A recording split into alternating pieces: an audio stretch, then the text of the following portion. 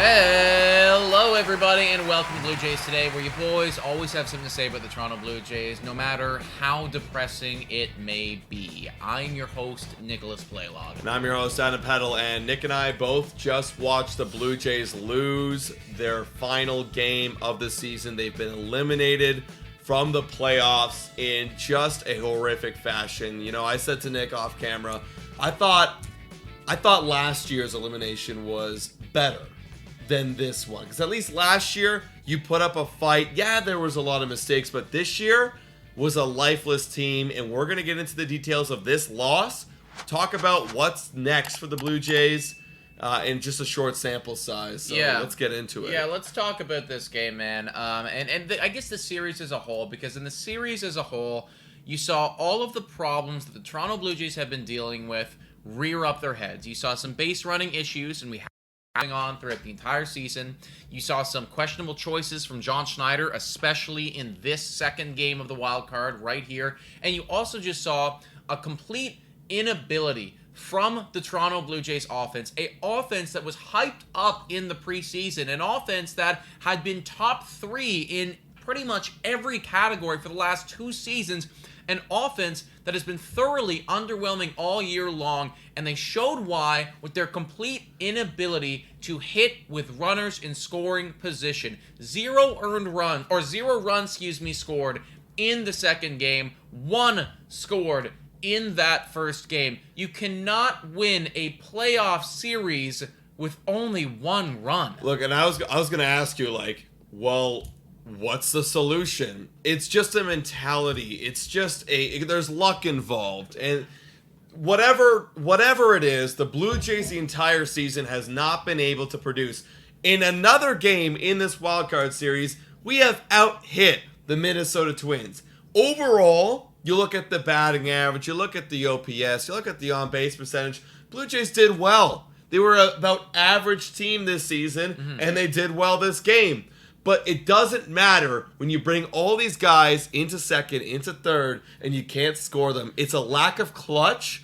There's really no stat other than runners in scoring position to really quantify why is it that when there's a runner on second, do you not score them? You, as a batter, should have the advantage in that situation. He's got to come to you now. He's got to make the perfect pitch. But for whatever reason this season, the Blue Jays couldn't do it. And it just kind of summed up in these last 2 games. Yeah, and I mean, it takes a special type of talent to get really nine hits in a game, to get multiple walks as well. So over 10 base runners in a game and not score a single run, right? And again, the pitching did its job. Berrios, phenomenal, right?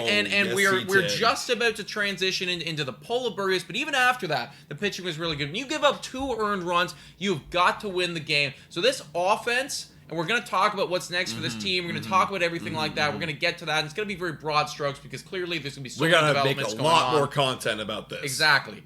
But this offense needs to be the biggest focus of the offseason. Developing these guys better, getting a better hitting coach in, all of it, because what we saw in this game series and in the season as a whole, just simply not good enough. It wasn't. Because when you got to support that pitching staff. We've had one of the best rotations, undoubtedly. MLB analysts, podcasters around YouTube agree that we've had one of the best teams with the rotation and bullpen in the entire year. When you get a performance like Jose Berrios, 3 innings pitched.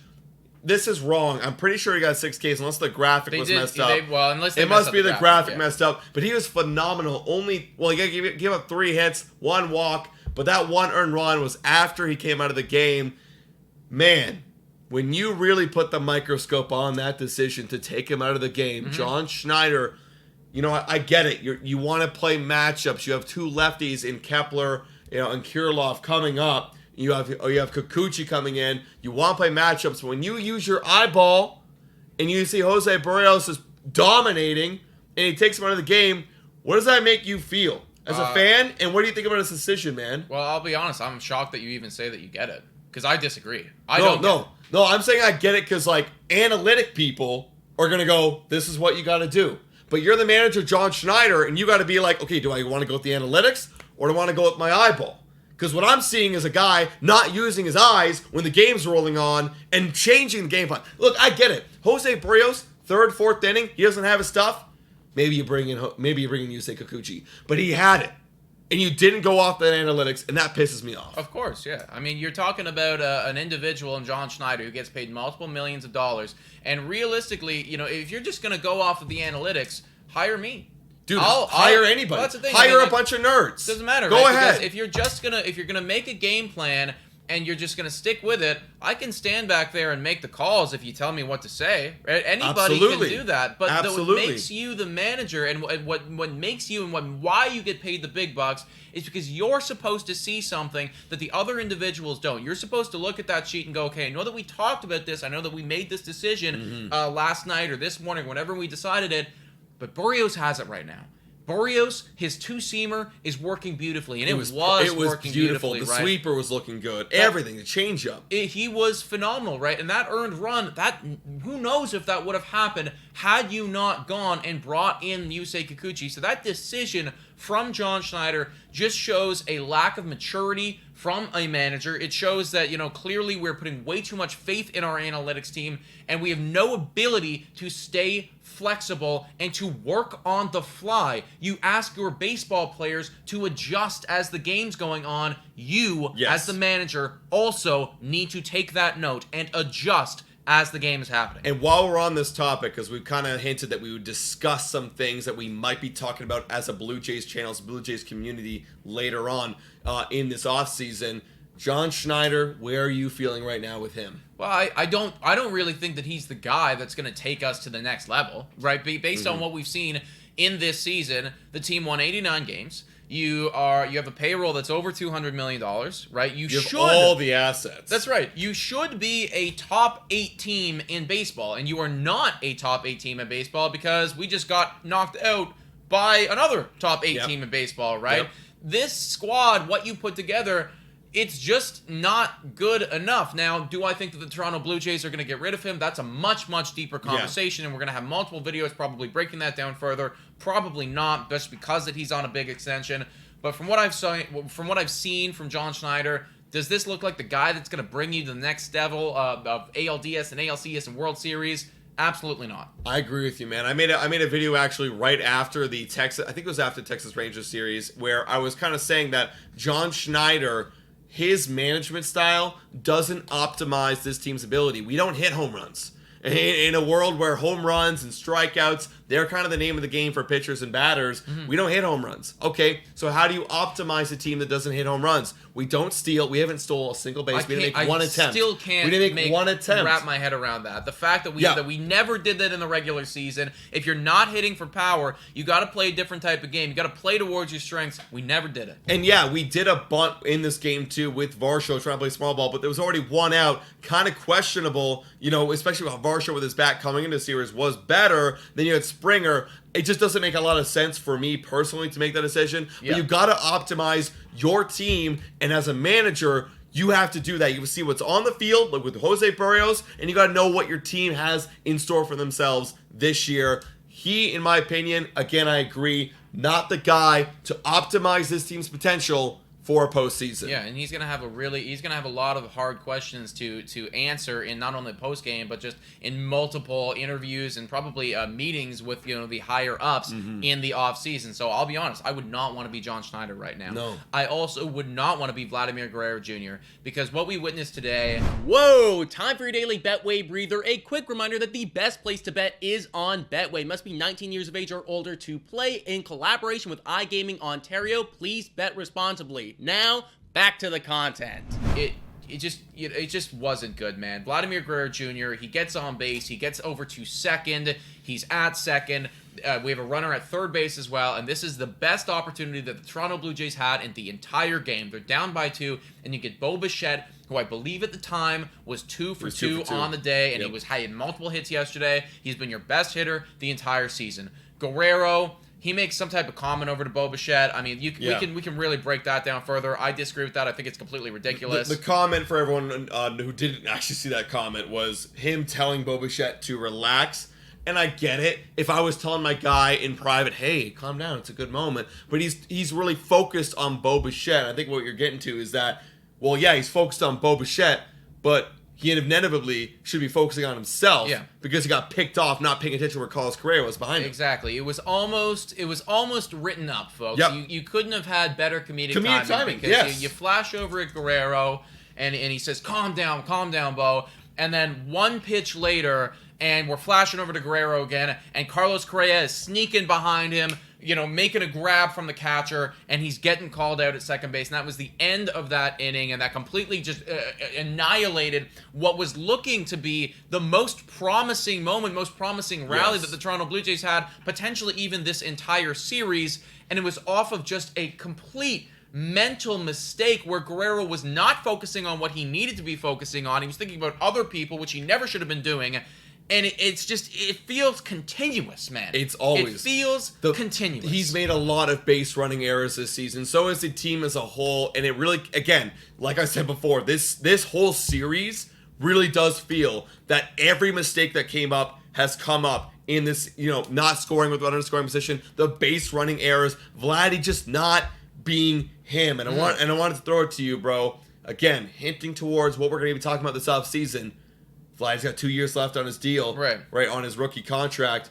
What do you do with him? Well, I'm not sure, and I think that there's going to be so many different opinions coming out about this. What I think that we've learned this season and in this series, very specifically, small sample size, I know, but Vladimir Guerrero Jr., he might not be him, and what I mean by that is, he might not be that guy that is going to show up in the brightest moments and take you to a special place. You don't always need to have a 950 OPS. But if you're a guy who's always an above average player who in the most critical of moments, you can show up and your team can rally behind you, then that in itself is something special. And I haven't really seen either from Vladimir Guerrero Jr. For me, it's playing the fundamentals of baseball. You know what I mean? Yeah. Sure, he actually ended up being one of our best runners and scoring position hitters this season, right? Which we look at that problem, we're like, okay, great, he solves that a little bit. But it's the fundamentals, right?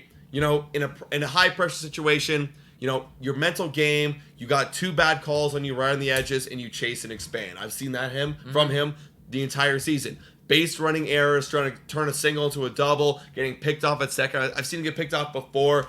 It's just not that him mentality where he's focused on the game. Yeah, I don't know Vladdy personally, obviously. I know he looks like he supports his team, like he's doing with Bo Bichette.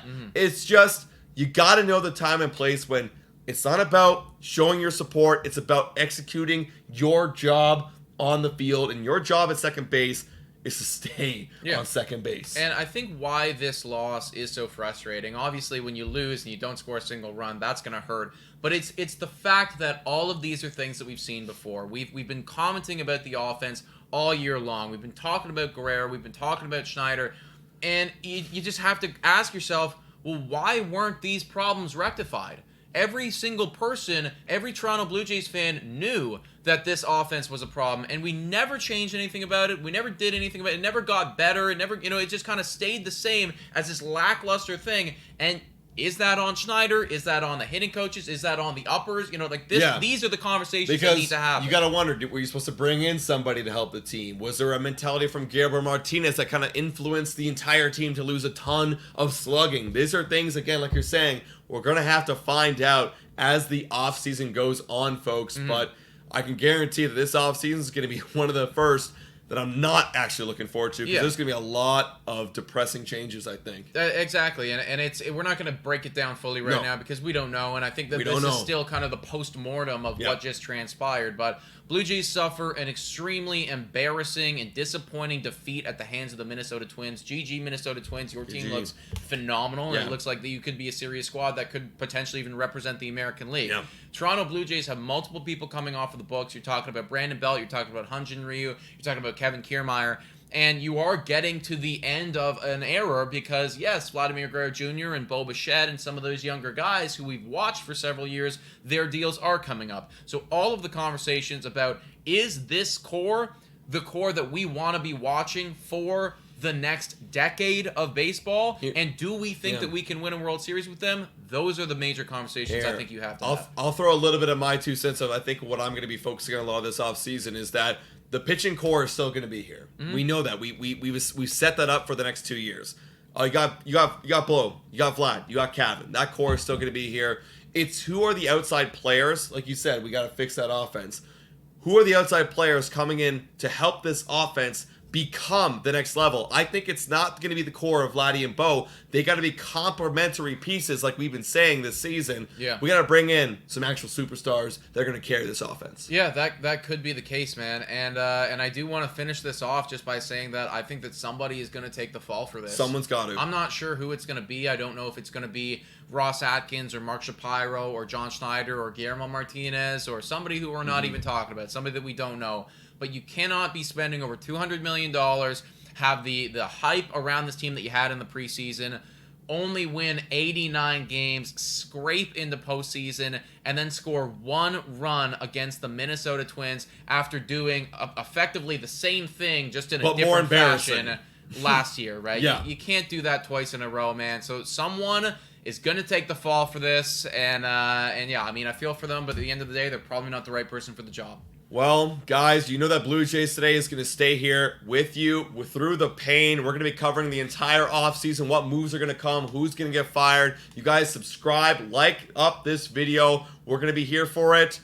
Let's all talk and discuss. I want to hear what your thoughts are to see what are our next plans for the Blue Jays. What should we do with this team? Because we got to get back at it 2024. Yeah, shout out to our Patreon members. $3 a month, become a Patreon member, guys. All of you are freaking phenomenal, and our YouTube members as well. We appreciate every single one of you. Guys, thank you so much for watching. And as always, go Jays, go.